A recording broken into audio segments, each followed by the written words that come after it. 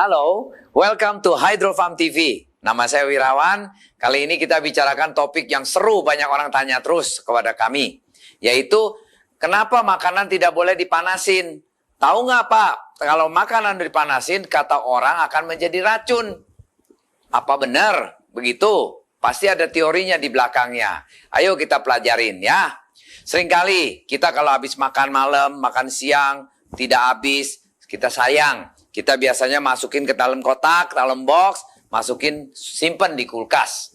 Nanti udah sore hari, kita mau ulang makan lagi, kita hangetin lagi, kita panas lagi, kita makan.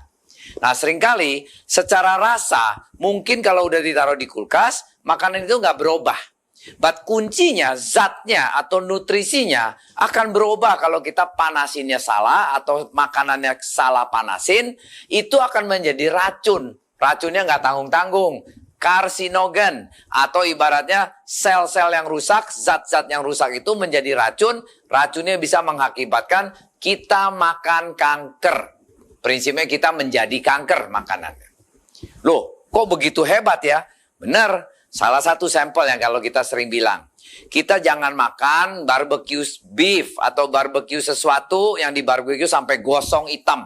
Nah, yang namanya gosong hitam itu adalah selnya merusak. Sel merusak, membusuk. Kita makan, itu menjadi sel kanker buat kita. Jadi prinsipnya kalau makanan di barbecue, dibakar apa segala, jangan makan porsi yang digosong itu. Karena itu sel-selnya sudah tidak layak untuk dimakan, sudah rusak. Nah rusak itu menjadi busuk, busuk menjadi kanker sel. Nah kalau kita udah tahu teori itu, marilah kita lihat. Apa aja sih makanan yang benar-benar yang kita tidak boleh panasin ulang. Kalau sampai panasin ulang pun juga itu kita ada resikonya untuk menyedap penyakit-penyakit yang kita tidak harapkan. Yuk kita mulai ya. 1. Bayam. Bayam seringkali orang makan kalau gado-gado itu direbus langsung dimakan sekali aja. Bayam itu karena mengandung banyak zat besi, nitrat. Jadi kalau waktu bayam itu zat besinya tinggi, waktu kita panasin itu berubah dia punya nitratnya menjadi nitrate. Nitrate menjadi nitrit. Nah nitrit itu akan menjadi memproduksikan karsinogen, yaitu sel kanker. Nah paling bagus kalau kayak bayam gitu biasanya cuma hanya habis masak, dalam 5 jam kita harus bersihin, rapiin. Jangan diulang lagi dipanasin. Akan kita bukan sehat lagi, mungkin akan menedap kanker. Jadi selain bayam ada beberapa macam sayur yang karakternya sama, yaitu mengandung banyak zat-zat yang vitamin, tetapi dia bisa berubah dari nitrate jadi nitrit. Nah nitritnya itu akan menjadi karsinogen. Apa aja sayur-sayur yang mirip dengan bayam yang tidak boleh dipanasin selain bayam tadi? Kedua, seledri. Seledri biasanya kalau orang di luar negeri makannya mentah, digroyoking gitu kayak makan apple. Seledri atau dipotong-potong dicampur dengan salad, enak, garing. Nah, seringkali seledri kita di sini kita masak. Kita masak ulang. Nah, itu juga konsepnya sama. Seledri banyak zat-zatnya yang bagus. Nah, itu konsepnya nitrate and nitrit. Nitrate-nya tinggi menjadi nitrit, menjadi karsinogen kalau kita panasin terus ya. Seledri harus kalau bisa dimakan mentah, kalau nggak digrogotin, di jus, dibikin salad, itu intinya. Next, brokoli.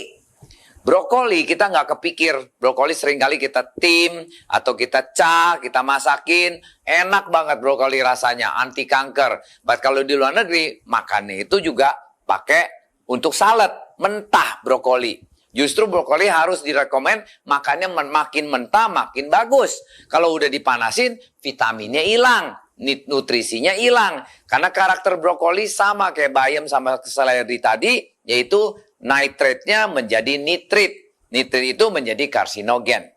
Ya, lobak.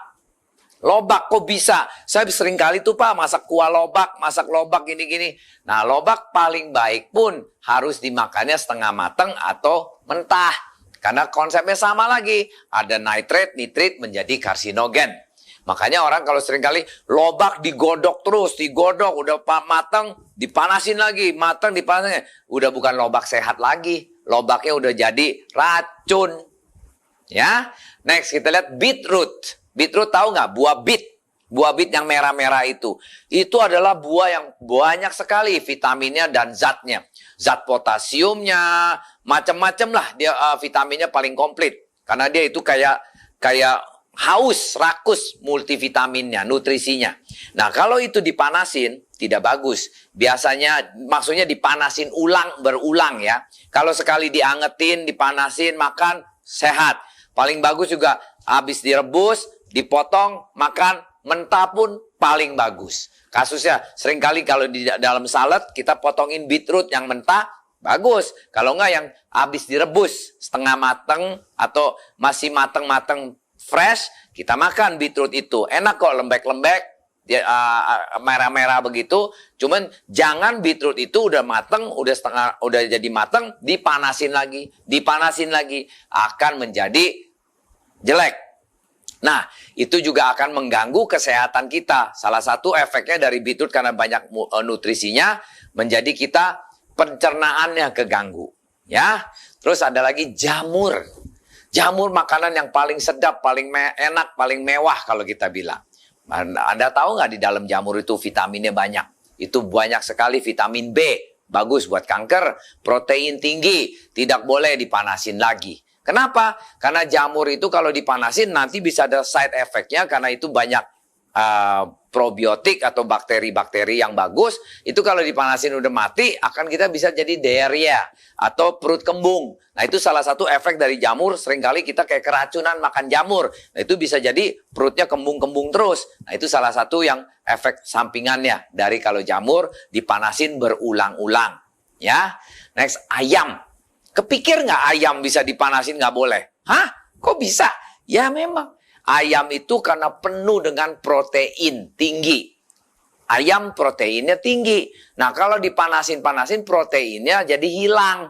Jadi tidak ada fungsinya lagi, cuma dagingnya aja. Nah, itu Pak, kalau mau masak ayam paling gampang, jangan selalu digoreng karena vitaminnya hilang. Makanya orang bilang kalau makan ayam gorengan itu nggak bagus. Ayam kalau mau dimasak kuah, atau mau direbus, atau mau dicah, usahakan memaintain dia punya protein tingginya itu preserve dengan low heat, api yang agak kecil. Apalagi kalau kita godok ayam kuah, apinya pakai api kecil aja, jangan terlalu api panas gede-gede gitu ya. Itu rusak, protein punya sel-selnya akan hancur, buat kita udah jadi nggak baik gitu kalau kita makan. Karena protein udah rusak, selnya rusak, ya jadi salah satu kanker punya asal-usulnya. Ya. Sama dengan telur. Kalau ayam banyak protein, telur juga banyak proteinnya tinggi. Nah, kalau telur dipanasin terus-terus, apalagi kita sering makan telur rebus, yang kuningnya itu udah jadi hitam-hitam. Itu rebusnya kelamaan banget. Terlalu mateng. Nah, itu kuning-kuning hitam itu, selain dia tinggi kolesterolnya jelek, menjadikan kanker juga itu karsinogennya. Karena sel telur yang vitamin di kuningnya itu jadi hitam, itu yang vitamin tingginya udah jadi rusak. Yang bagus gimana? Makan telur rebus, boleh kita makan telur rebus, harus dipanasinnya hanya 3/4 mateng. Masih ada telur kuningnya itu masih ada merah-merahnya di dalamnya itu. Kalau itu yang paling sempurna. Kayak gimana? Caranya masak telurnya ya. Kita rebus telur dalam air, api dinyalain, nggak usah terlalu gede. 7 menit sampai 8 menit dia sudah mendidih.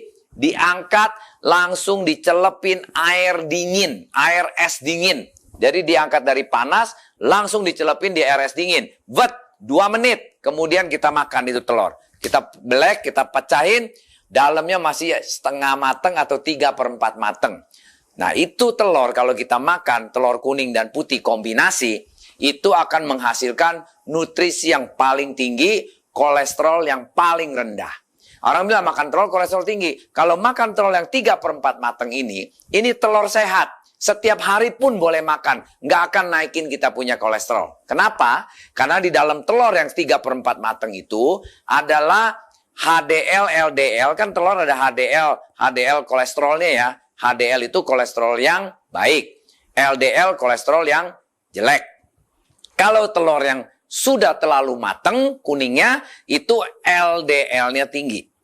Kalau telur yang masih 3/4 matang, dengan itu telur ada kandungan omega 3-nya, itu LDL-nya rendah, HDL-nya tinggi. Jadi yang bagusnya banyak. Berarti kita apa? Makan telur kolesterolnya nggak tinggi. Kolesterolnya bagus untuk semacam kayak omega 3 untuk badan kita. Proteinnya tinggi. Nah itu menjadi telur sehat. Ada research di Amerika. Ada orang umur 70 tahun, setiap hari makan 3 telur. Selama 6 bulan dia makan telur, dia tadinya kolesterolnya 420. Dengan dia makan telur setiap hari 3 telur loh. Ini memang lagi eksperimen ya. Dari University of Kansas kalau nggak salah. Nah, dia makan telur selama 6 bulan. Setiap minggu dicek darahnya sama profesor-profesor di eksperimen.